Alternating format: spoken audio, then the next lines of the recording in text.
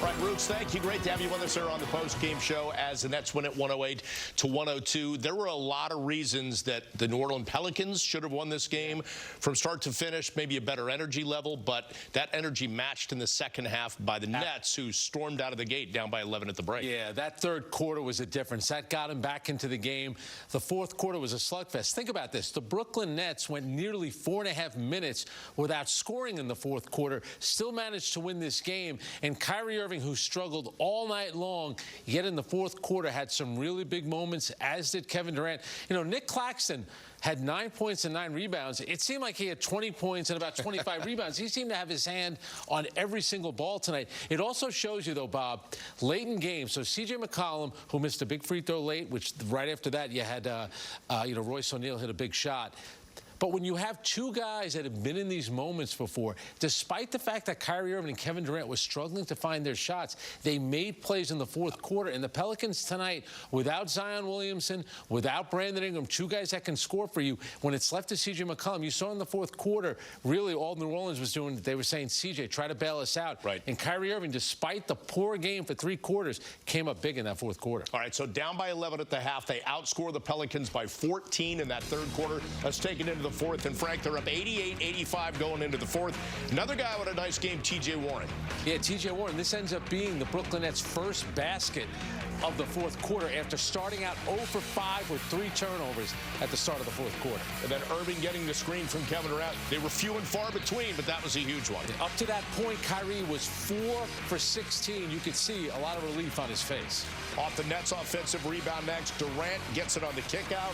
He's going to drill a 3. Suddenly it's a 4-point game. And who was the guy that got the rebound? Who made the kick out? Nick Claxton. Huge moment for him. Kevin Durant nails it. You talked him leaning on McCallum right here. He hits the mid-range shot. Pelicans trail by 2. Few possessions later, Irving goes to the lane, misses the short shot. Claxton right there again. Jose Alvarado's not going to be able to keep Nick Claxton off the glass. Claxton gets the ball and dunks it. Great moment for him. And then defensive intent. Kevin Durant right there with a nice block. Gathers it again, but they get the tip to go. New Orleans down by 1 after they nailed the free throw. And now you got to see how the Nets would respond. And now here's a chance for them to take the lead. Look at them ganging up on Valanciunas. The ball comes out to Kyrie. Ben Simmons, who's always looking to move the ball, back to Kyrie. And then here's Royce O'Neal. Really the biggest shot of the game, because New Orleans had a chance to go ahead. Instead, it's 101-97 Brooklyn Nets. 2:28 to go. And then at the other end, nice little move underneath right there. Pelicans down by 3, but the Nets keep banging away, and Kyrie Irving trying to get something going here with Kevin Durant. Yeah, a little two-man basketball. Kevin Durant, Kyrie Irving. Kyrie has the size over Jose Alvarado, knocks down the long 3 again. A lot of relief on Kyrie Irving's face. Came into the fourth quarter with 9 points, scored 10 in that final period. And then out of the timeout, McCollum going to get to the rim. A quick layup right here. Cuts the lead to 4 again. But again, late defensively, an offensive rebound by Claxton. As Kyrie tried to create a shot here, but it wasn't a good one. And not a good shot, but who's first to the ball? Nick Claxton gets his hand on it, goes out to Kyrie Irving. Kyrie Irving then ends up getting fouled. As you see Nick Claxton again beating all the Pelican players to the ball. Nets get a little lucky. It goes off the arm of C.J. McCollum into the hands of Kyrie Irving, who gets fouled. Then Kyrie knocked down 2 free throws to make it 108-102 Brooklyn Nets. The shooting in the second half was so much better. They weren't hitting open shots. They were just 6 of 15 from 3-point range, but they shot 50%, 9 of 18 from 3-point range, and were just much better defensively in that second half as well. So Kevin Durant starts off the game by going 0 for 5. His first shot of the second half bounced around a little bit, went in, and the Nets 7 of 7 to begin that third quarter. You know, you talked about at halftime, it just had to change. The energy had to change. And a lot of times when you see shots go in, it certainly impacts you on the defensive end. This is a terrific win. You could talk about who didn't play for New Orleans. Doesn't matter. New Orleans have been 5-1 without both Brandon Ingram and Zion Williamson in the lineup. You see how much energy they play with. They're playing at home. They had a 15-point lead. That's a terrific win for a Brooklyn Net team, which lost the other night in Chicago, had the 12-game winning streak end Now it's 13 of 14 they've won. You know, just to bookend that, with Chicago, they felt like they were playing catch-up all night, and they never really did catch up. Tonight, they felt like they were playing catch-up, down by 11, but they were able to turn it around. That's got to mean something to this team. Absolutely, and I love the fourth quarter. I kind of like games like that where it's hard to score. Now, is some of it both teams being somewhat inept? Okay, that is a part of it. But it's also two teams competing. And they're making it should be hard to score in the NBA. It shouldn't be, you know, Oklahoma City scoring 150 like they did the other night against Boston. It should be hard to score. So in that fourth quarter, there were moments where it did kind of have a playoff feel to it. And again, something to look forward to. Kevin Durant, Kyrie Irving have been in big moments, a lot bigger than tonight's game, and they have a way, despite what the numbers may look like, they have that moment where they will deliver for you. All right, so let's talk about Kevin Durant again. Slow out of the gate, but then he turns things up. He ends up with 33 points on the night. And there's Durant with a little corner three right there. Gets a little nice bank. That was the first shot to start up the third quarter, so it wasn't clean, but it went in. Next time he gets the ball, drains a three from the other side. All right, so one away from tying Dominique on the all-time scoring list. He needed 34 to tie him for 14th. Got the 33, and his shooting got a little better throughout the night. That was a nice pick by Claxton right there to get the ball. And that was a huge play right there and a huge basket for him. I'm kind of glad he didn't get it tonight. It sets up a nice thing on Sunday against Miami, a team traditionally good defensive team. I'm going to make a bet. I think he's going to break it early in the first quarter of this game. It's something to look forward to. Hopefully he gets asked about it tonight. Remember, Kyrie Irving went to the, you know, it was clear whoever got the ball, the inbounds pass late, was going to get fouled. It was Kyrie. A bit of a slap to the face of Jose Alvarado. I'm kind of glad it wasn't Kevin Durant. It sets up something nice to see on Sunday. But you like the refs not blowing the whistle in the fourth quarter, so Jose Alvarado's not going to like the ref not blowing the whistle there. But you know what? The Nets were, I thought both teams were aggressive, and Jose Alvarado is an aggressive player, so sometimes he exaggerates contact. Now, he got hit there. There's no question about that.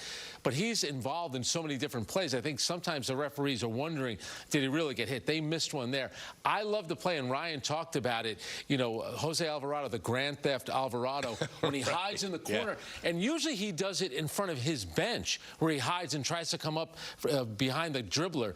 In this case, he's right staring directly across from the net bench. Nobody on the net bench saw him. Kyrie Irving at the last moment did and made sure he didn't get the ball. All right, so let's take a look at why Kyrie was such a different player in that second half as we look at his third and fourth quarter highlights. Again, he was still missing some shots, but he hit the key buckets when he needed to. Yeah, it was the timing of the shots. So this one he makes. That is not an easy shot that Kyrie Irving made. You know, he still was only 7 of 22. But for me, it's when you're making the shots. And Kyrie Irving here, you know, so good in traffic, and usually that's what gets him going. The 2 3-pointers in the fourth quarter were massive, and this is the last one that he had, which really iced the game, made it a 6-point game. Well, it's funny because he was showing such relief there and hitting those shots. He tried to create that last three when you were thinking maybe he'd try and get the ball to Kevin Durant. That didn't happen, but Claxton saved him. Yeah, and I think this is one of the reasons why have they won 13 of 14, because their two best players have had moments like this. And, you know, you go back to the start of the fourth quarter, and it was a struggle for the Nets early on to score. They almost went 4.5 minutes. What did Jacques Vaughn do? And we've seen this before, where he wants to rest Kevin Durant in the fourth quarter. He brought him back really early. But also, let's remember that during this winning streak, there have been a lot of blowout games for the Nets. So they've had a chance to rest Kevin Durant in the fourth quarter. You could tell that Jacques Vaughn, you go to Kevin Durant early like that in the fourth, that sends a message to everyone on the court. It's time to get serious. We need to win this game now. Because when Kevin Durant came out at the start of the second quarter, Bob, that's when they got outscored 15-1. And Jacques Vaughn said, history's repeating itself. I'm not going to let it happen. Kevin, get back in the game. And I would say tonight would show people why the Pelicans could be a problem for them in the playoffs. Oh, for anybody. Absolutely. And remember, Brandon Ingram is a big-time scorer, and then Zion Williamson is an absolute load on the block, and he gets the ball. He can drive past you. They're a good team. Their role players showed you a lot tonight. Ultimately, at the end, it was really, they needed C.J. McCollum to bail him out. And I thought C.J. McCollum missing 3 free throws in this game ended up being pretty big, especially the one that he missed late. They just didn't have enough. For me, it was C.J. McCollum versus Kevin Durant and Kyrie Irving late. And think about all the playoff success that Kevin Durant and Kyrie Irving have had. No knock on C.J. McCollum's had some good moments, but not like those two guys. All right, we got to take a break. We got a lot more coming up here on the post game. I didn't expect that coming into the first break. Cafe Du Monde, let's go. I hear a little. Sounds like they're saying something about Jacques Vaughn coming up. Post-game sound.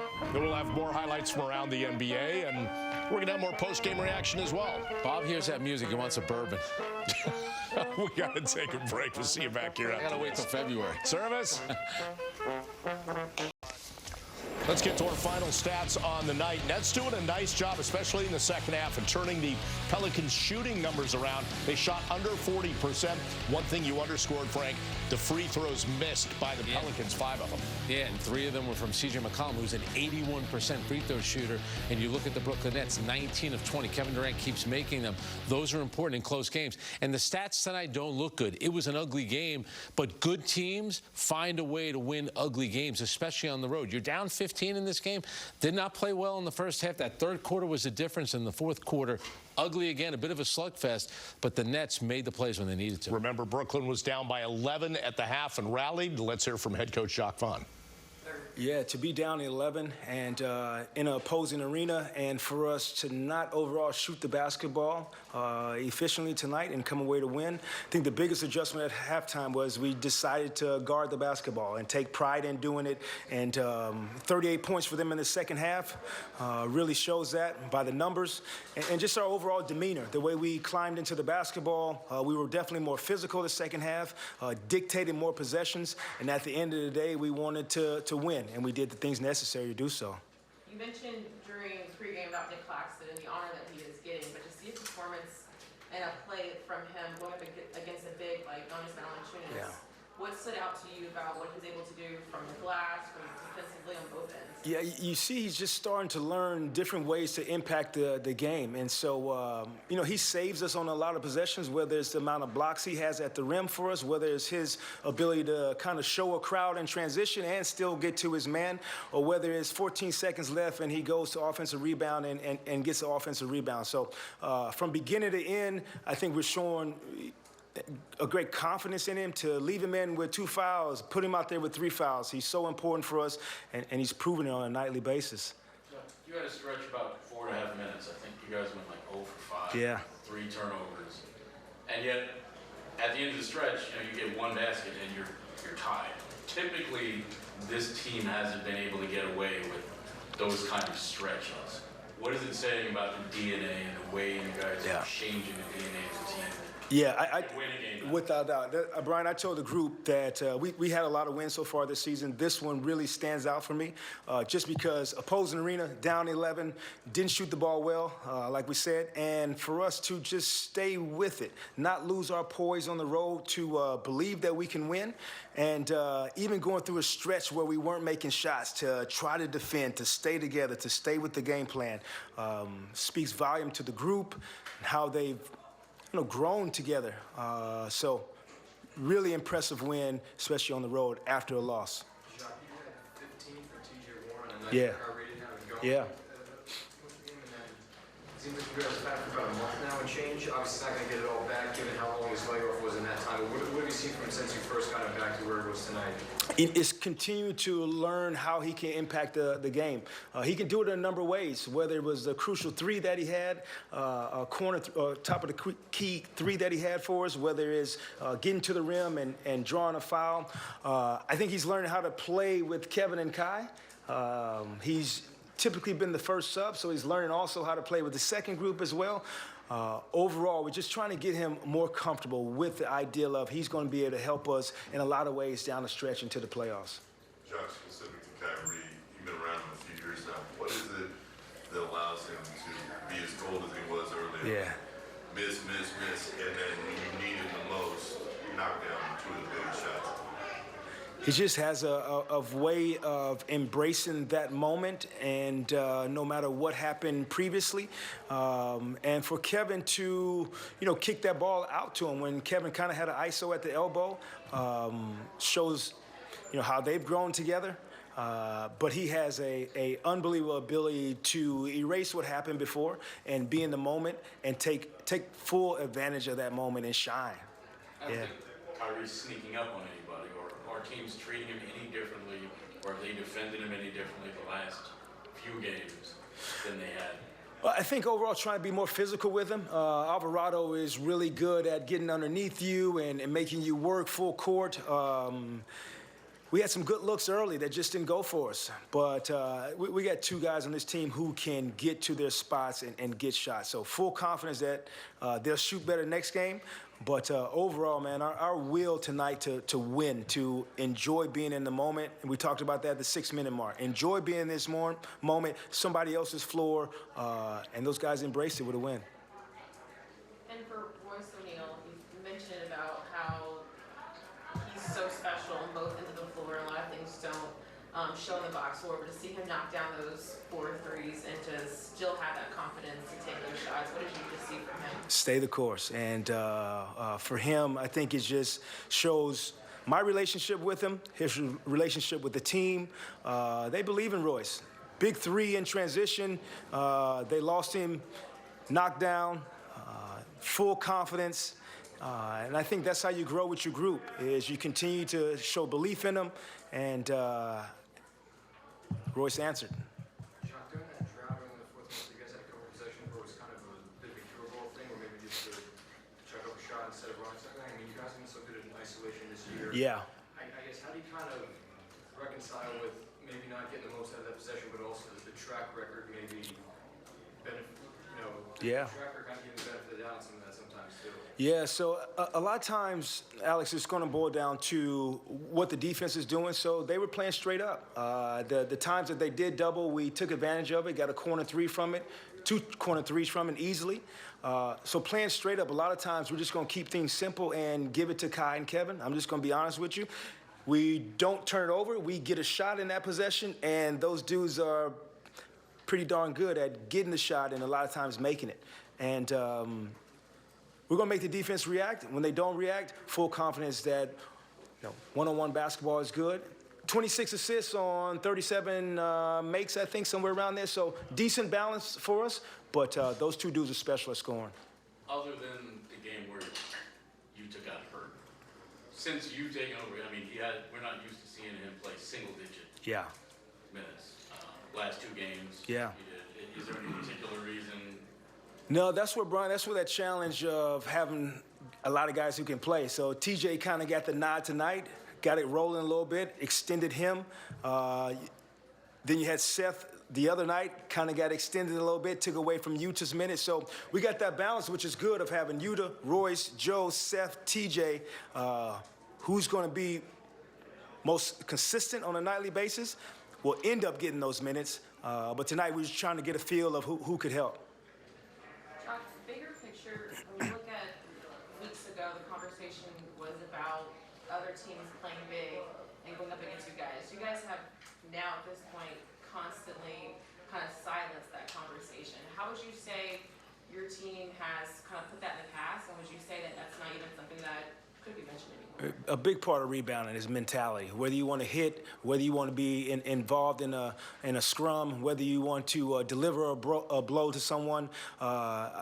We are trending towards hitting first and making contact and being okay with that contact. And as a group, if we want to get to where we want to, then it's going to be a necessity on a nightly basis. I think we've taken that challenge. We brought it to the attention of the group, and they've responded.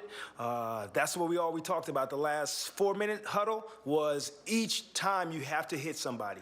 And our group's enjoying hitting somebody. Yeah, Pelicans shooting percentage fell about 4 percentage points from halftime at the end of the game.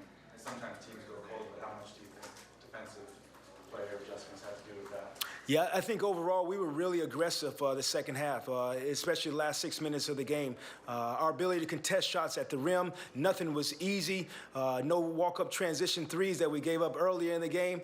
We made them play in the half court. Earlier they were playing with their pace, very fast, getting early shots before we were able to get settled. I think we started dictating in the second half, especially the last 5 minutes of the game, and got stops that way. Okay, thanks, JV. Okay. Beignets, Brian. See, everybody wants the beignets before they leave town. Now, Kevin Durant, Kyrie Irving, obviously part of the focus of Jacques Vaughn there, but it's a good night for the Nets when he can talk about Nick Claxton, Royce O'Neal. Claxton, you're right. The numbers he had, 9 rebounds, but 5 of those were offensive. That's huge. He just seemed to be all over the place. Then he had the 5 block shots. And also Royce O'Neal, you talk about bouncing back. Here's Royce O'Neal, 0 for 9 from the field against the Bulls, 0 for 8 on threes. Tonight he goes 5. It was 5 of 8 overall, 4 of 7 on threes, including the big 3 with the score 98-97 in just under 2:30 to go. So that's the one characteristic of this team that you like. You lose a game, you bounce right back and win. When you're not at your best. Most of, I should say, the 2 star players weren't at their best. You're down 15, down 11 at halftime, and you find a way to get it done. Yeah, Jock talked about that, too, the importance of the way they turned things around. They didn't want what happened 2 nights ago in Chicago to haunt them again. This is a way to build another winning streak with Miami coming up. Absolutely. And, if you can get a win on Sunday, think of the buildup you're going to have for Thursday's game against the Boston Celtics, the team that last beat the Nets at Barclays Center. Then the Nets go on the 12-game winning streak. There's a chance that game, think about this, that game could be for first place in the Eastern Conference. You go all the way back to opening night, October 19th, against this same New Orleans Pelicans team, and you're wondering, and I get it, it's only one game, but you're thinking, man, this could be a rough one for the Nets, and it was to start out with, but it's a completely different team that is clicking right now. Even on nights when they're not clicking, they still win. We got to take a break. We got more coming up. Full game highlights, including, I'm guessing this might be a Royce O'Neal 3, an important one. And a bad closeout by Valanciunas. Beignet, as they say when you make. Everybody's going out for beignets, I think, before the charter leaves. I'm not sure. P. Hideki Matsui. So go to the app. Got a little Godzilla. They're doing some sushi with Marcus Samuelson. I've been to his restaurant up in Harlem. Big Arsenal fan. He's a big football guy. Yep. That's right in your wheelhouse. Yeah. But he has to remember this is kind of a Milan and what is it, Manchester City town. Yeah.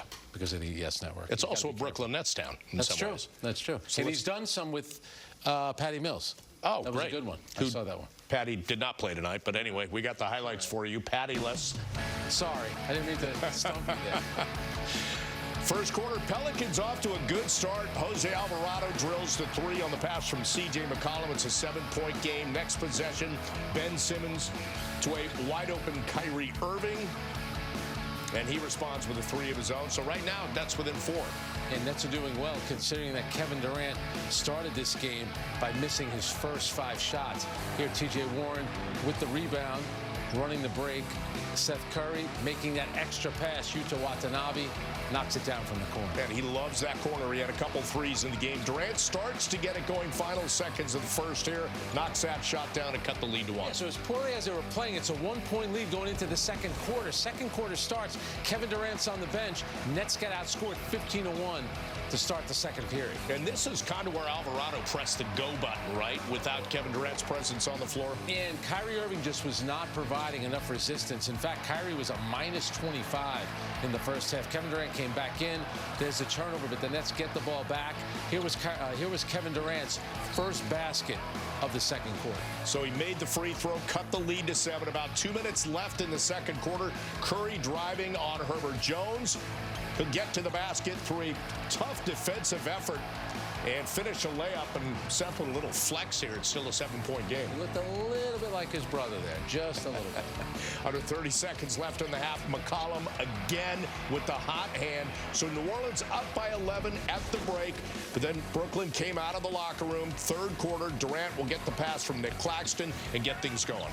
Yeah, the Nets made their first 6 shots of the third quarter. They scored 20 points in the first 4 minutes of the third quarter to start to take control of this game. That's a good move by Kyrie, getting in among the big guys, banging a body there. Nets getting back into it. And then Irving to Claxton converts the layup. So yeah, we're starting to see everybody get involved. Yeah, Claxton has been just so good running the court.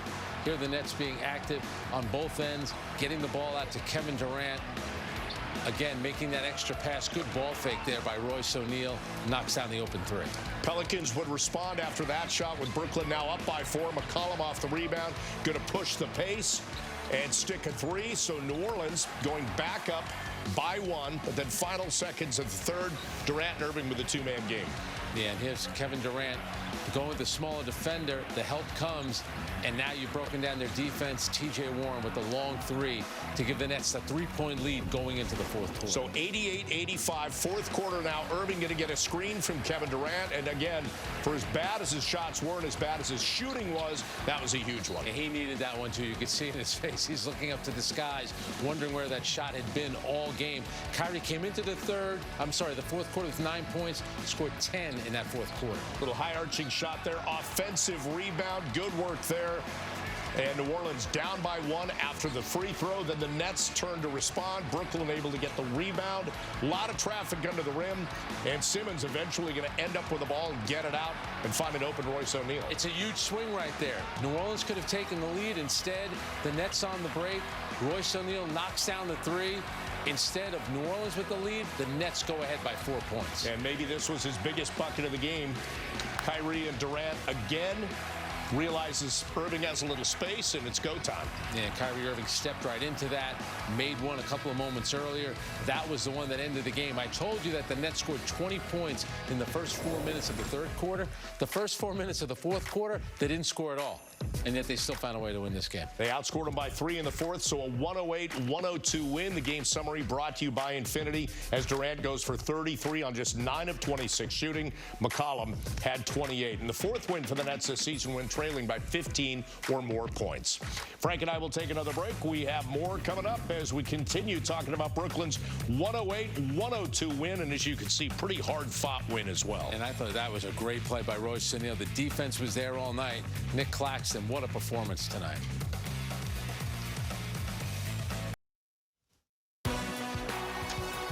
The Nets post-game show on Yes is brought to you in part by the New York Lottery.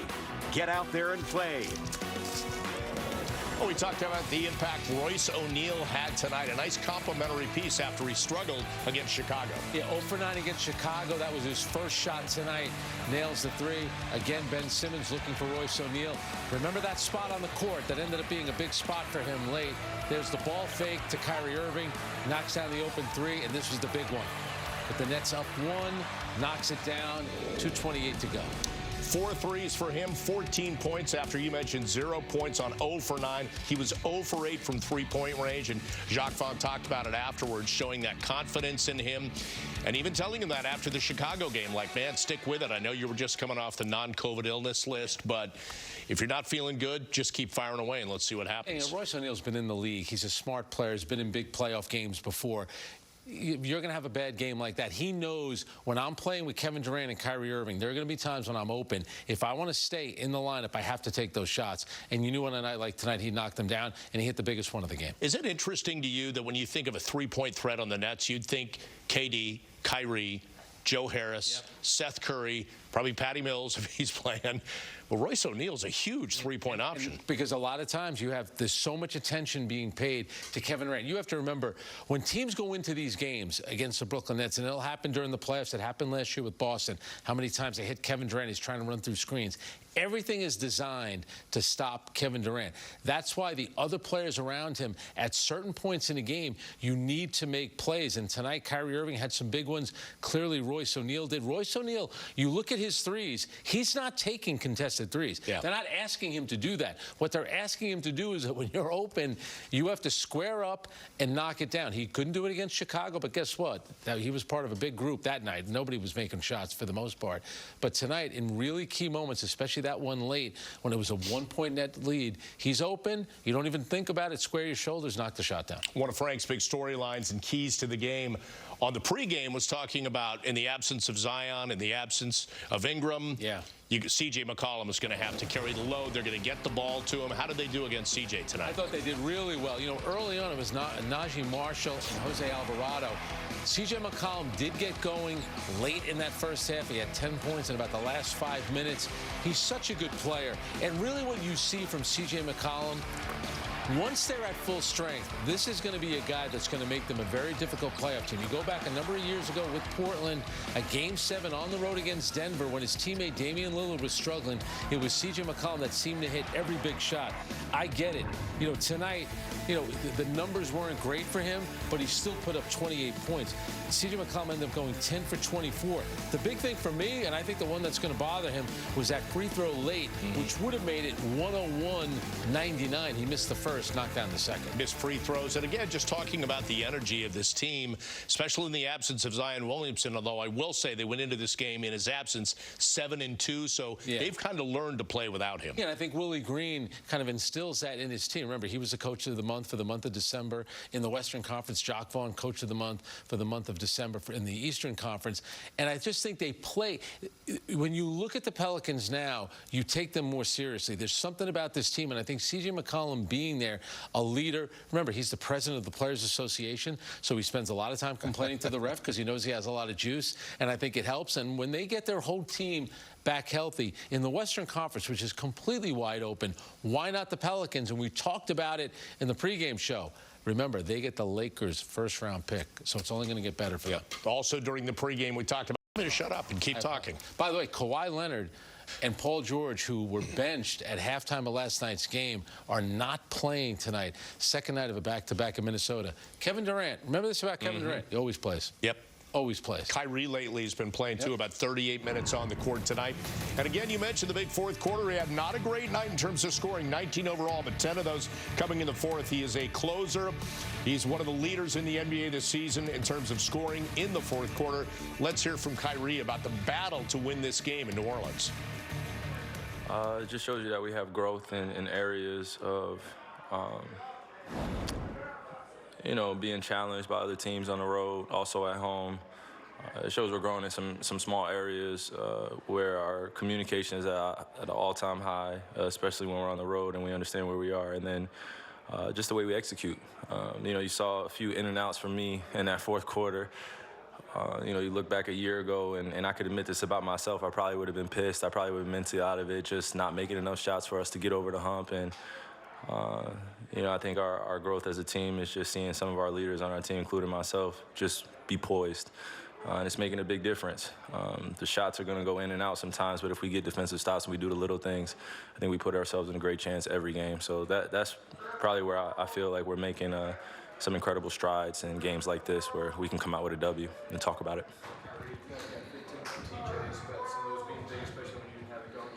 You guys have had it about a month now. Just what do you think has helped you guys, and how far do you think he's come in that stretch? Obviously, you know, he's not going to get it all back. One thing I can say about TJ, he's an incredibly hard worker. He puts in a lot of work. You know, when no one's watching, I've shot with him a few times, day before games, night before games.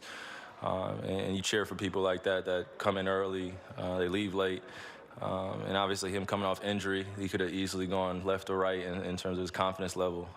So we know what he's capable of, but ultimately with him, it's his confidence, and he's giving us small points, you know, 15 points, 20 points. That makes a great deal of a difference in the game. So I'm happy about him being back, and I don't take his talent for granted. Kyrie, announced that you had, but then you had 7 points in the final, one and change, including pretty big three. I mean, I guess your coach says you're just great at seizing the moment, which you've shown before. But what was that just kept you going there? Like I said, just being mentally prepared, using a lot of sessions in the summer of challenging myself, just be ready for these moments where I don't have to be swayed emotionally. I'm in control of my emotions. I'm in control of my thoughts, and I'm always positively reinforcing that we're going to come out with a positive end, you know, a win. So that's the objective. Obviously, it could go either way in the game in terms of the flow, offensive and defense, but things that I can control, like getting into the basketball with CJ, making things difficult, picking up Jose Alvarado full court like he's doing to us, talking back and forth with some of the guys on the court just to find some type of motivation, because the ball's not going to rim for me particularly, but that's not a chance. I don't want to use that as an opportunity for me to be selfish and get in my emotions. It's about the team. So What you just said, you're in control of your emotions, and it shows, like, do you feel that's an area you've made growth in, or that's just, do you feel Absolutely. Very intentional about the way I train my mind and my body. And when you hear tons of BS in the crowd, or you know, you go into the game and you're not particularly shooting well over the last 2 or 3 games, it's easy to throw yourself off mentally. So coming into this game, I did the same preparation, got a good lift in, and just live with the results throughout a 48-minute game. You know, I've played against a few guys up to this point now where over the season where they get really excited in the first 3 quarters, and I just have to remind them, like, it's a 4-quarter game. You know, anything could happen. So you just got to be prepared for that.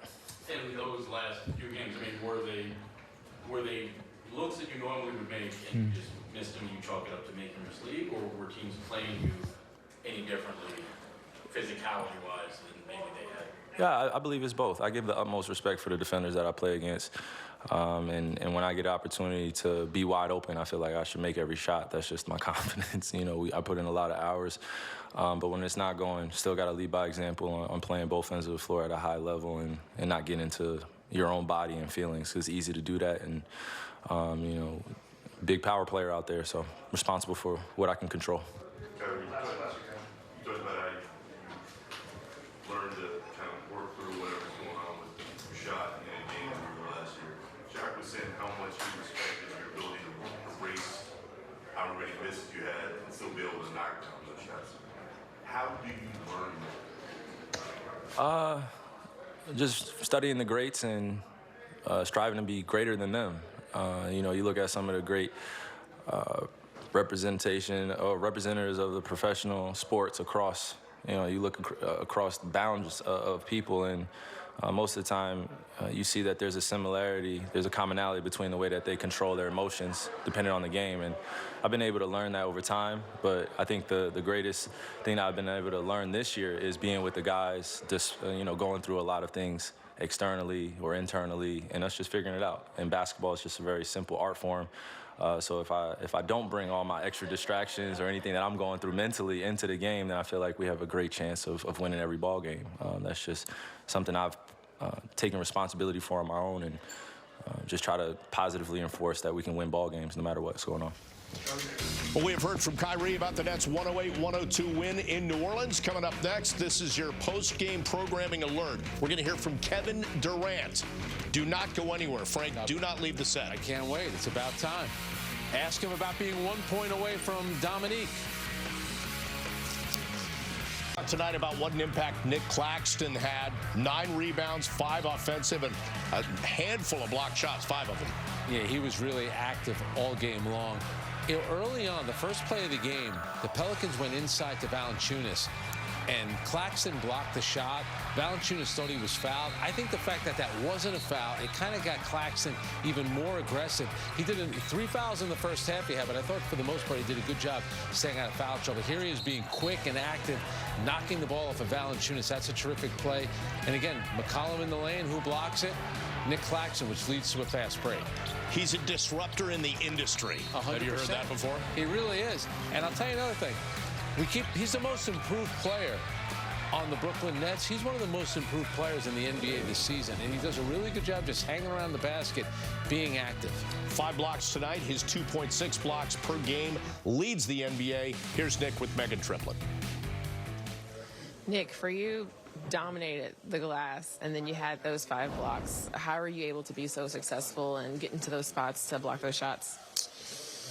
It's becoming easier with more experience that I'm getting out there on the court. Yeah, just being in the right spot. My timing is there, and guys aren't fouling. They're holding them up, and I'm just there for my teammates. And I shocked by this question at postgame. The conversation about this team being sometimes teams playing against you guys, they play big, you guys are smaller. Do you think the way you guys have played, particularly you, that part of the conversation can end now at this point, how you guys have been so successful? I hope so. I mean, you know, everybody, especially earlier in the season, oh, they need this, they need a big, they need this, they need that. But we have everything we need when everybody on the court is locked in and we're all scrambling, playing hard. We have enough length to where it gives bigger guys fits like it did tonight against a Valanciunas. So, yeah, we good with everything we got in the locker room, and we just got to keep building. Jock told us that this game stands out more because of the circumstances. Shots weren't falling, but you guys were able to tap it in that second half. What changed and what stood out to you? We just stuck with it. In the second half, like you said, first half we gave up too many points. Second, I think we had 38 points in the second half. Like, that's a great defensive half for us. We just need to put together, consistently put together full games like that. And we know we're capable of doing it. So we just got to come out with that mentality for 48 minutes instead of 24 minutes. But we got it together in the second half. And what does it say about a group when shots aren't falling? You saw Royce have a great bounce back from Wednesday night. Kyrie, nothing was falling for him, but then he had those big threes in that fourth quarter. What does it say just about the confidence and the trust that you guys have? Yeah, I mean, you said it just now. The confidence, the trust, that's big. Just trusting in each other, rocking with whoever's out there on the court, and just knowing that those guys out there are going to hit those shots. And Royce, he had a rough game last game, but he came back. He made some big shots tonight. And I got to ask you about All-Star voting. You're ninth right now in the front court. You told me before that it's coming of you. We're used to this now. You deserve that respect. But what does it mean to see your name up on that list? I mean, it was dope. I'm going to be honest, I wasn't expecting it, but it was dope to see my name there. And now I got a lot more work to do to, get my name higher up that list, and we'll see if I can make it to Utah. Well, for the Nets tonight, winning at 108-102, they were down by 15 at one point. That's one of the largest comeback wins this season, just 4 shy of their top comeback effort December 18th at the Pistons.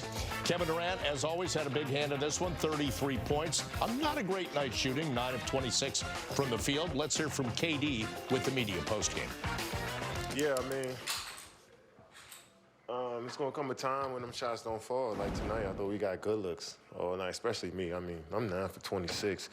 Like, I'm like 5 or 6 of those, I feel like I'm supposed to make those shots, But I liked how we kept grinding regardless. My teammates kept trying to find me.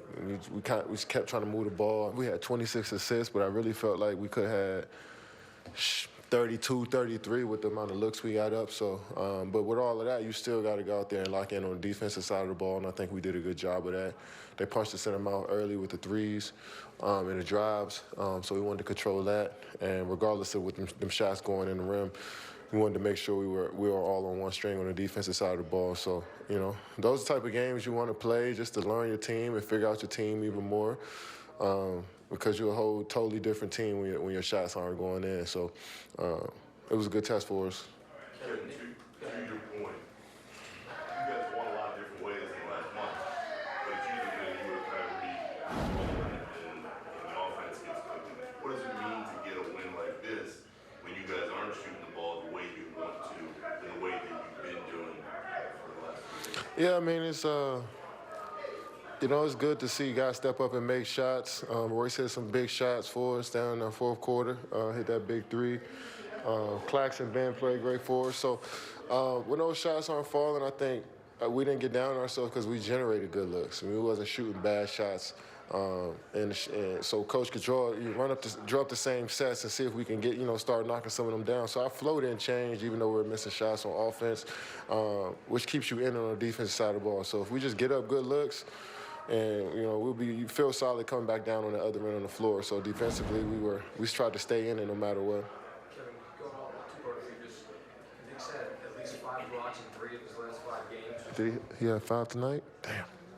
What was he giving you on that, maybe especially? Was he going to have like a consistent rim protector like him do for you guys for the rest of the defense? It's great to have. It's a luxury to have, but you don't want to rely too much on that. We know Nick's going to be there, but you don't want to just give up driving lanes or not lock in one-on-one defensively. That's the thing. We want to make Nick's life easier and not, put too much pressure on him because he can get in foul trouble. You never know what can happen when you just let a guy go to the rim and expect one of our shot blockers to be there. So we got to make life easier for Nick, but even if we do get beat, we he's there for us and he's on top of the rim and he's making guys alter and change their shots, and so that's great for us. So we can make his life easier by keeping the ball in front too.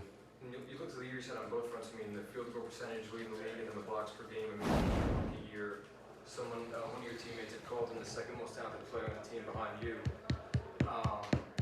Now in Dallas, and you look at all the centers he's had to play behind and the injuries he's had. I mean, how much of this season did you guys see glimpses of over time? It was just a matter of him getting healthy and having an extended opportunity versus development into that. Yeah, he's been injured a couple times and in and out the lineup, but he's always a confident player, always looking to get better. I think when opportunity needs preparation, you become a good player. I think this last couple years he's been trying to figure out his role around Kyrie, myself, James when he was here, now Ben when he was here. So being an anchor as we expect him to be, that's a tough transition coming from a young college player, young guy in the league to you know, you on teams now that is trying to, you know, play deep into the playoffs. So you got to be that anchor as a center, and he's learning by the day. But he's also actually, you know, commanding a lot out there as a big, telling us what to be, speaking up on the switches, protecting the rim, rebounding the basketball. You know, he's doing a lot for us. DJ was obviously big for you guys, and especially when some of those other shots were on the phone. Recently, the month you guys have had him, Jacques said he feels like he's starting to make progress in terms of playing off you and Kai. Just what have you seen on that end? Yeah, just get more comfortable with everybody.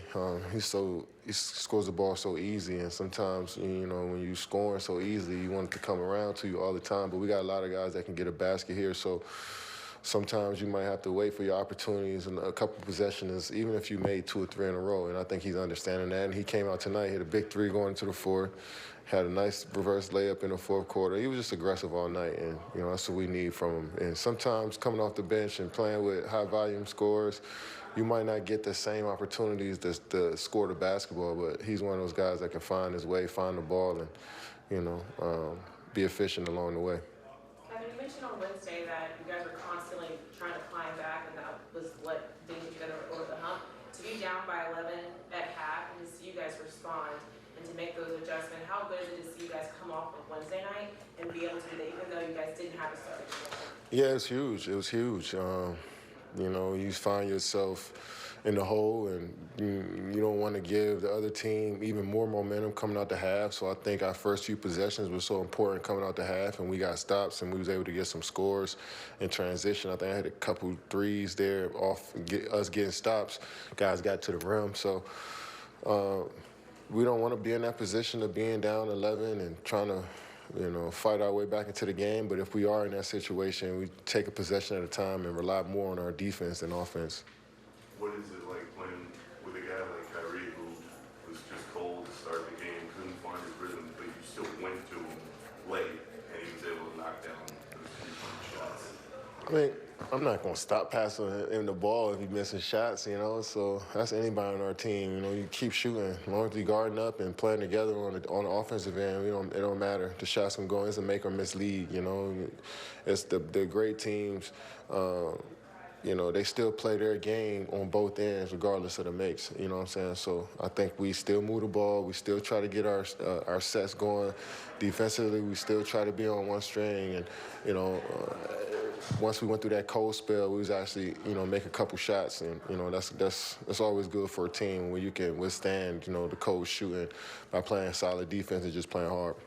You do agree, though, that shots like, you know, last minute and a half of the game, those high leverage shots are kind of a little bit of a different shot to take than a minute and a half into a game. Yeah. That's a fair assessment, right? Yeah. What is it about his DNA? Is it just Kyrie. 10,000 hours? Is it the work? Is it the personality? What is it that in him? Kyrie. Yeah. I just really believe that, like, I mean, he approaches it like it's a minute into the game. Like, that's how calm and relaxed he is. Like, you know what I'm saying? Even though the stakes are different than the beginning of the game and the end of the game, but I still believe that he's the same regardless of what the time is on the clock, you know. So he plays that way, calm and cool, under control, under pressure when the tight moments, and it feels like it's just a walk in the park for him. So I think the great ones understand that each possession is important, and if you stay on even keel throughout the whole game, you're usually in a solid shape in the fourth to make some shots. As we mentioned earlier, Brooklyn's next game will take place Sunday in Miami. Coverage begins on Yes and the Yes app at 5:30 with a FanDuel pregame. The Heat have 3 players averaging 21 points per game this season: Jimmy Butler, Tyler Herro, and Bam Adebayo. Although Butler has been in and out of the lineup all year due to a troublesome right knee. So based on what you saw tonight, not great shooting from a couple of the stars, but getting the shots when they needed to. What do you expect against Miami Sunday? Yeah, and I thought there were a couple of times last year where Miami really outclassed the Brooklyn Nets. I think the Nets have, you know, Miami has one coming to them courtesy of the Brooklyn Nets. Miami has not played well the first 40 games of the season. Tonight they're in Phoenix. We'll see how they do. But they're a team, for me, in the second half of the season because they experienced they're dangerous. Remember, Jimmy Butler was a 3-pointer away last year from sending them to the finals. This is a good test for the Brooklyn Nets. They can get win number 27. Kevin Durant only needs 2 points to pass Dominique Wilkins. And then it sets up really nicely for next Thursday against the Boston Celtics. All right, so we'll see what happens on Sunday. Don't forget to join us 5:30 here on Yes and the Yes app for the pregame. we're together. Are you going to be here or South Beach? Where are you doing the show They from? gave me the option. I said I'd rather hang with you. Oh, my goodness. People think I'm nuts. That just means everything. Teamwork makes the dream work, Frank. They didn't give me the option, believe me. I'd be sending you a postcard. Well, at any rate, we'll see you Sunday. 5:30. Look forward to it. Until then, take care. Pina coladas for Sunday. Bourbon tonight.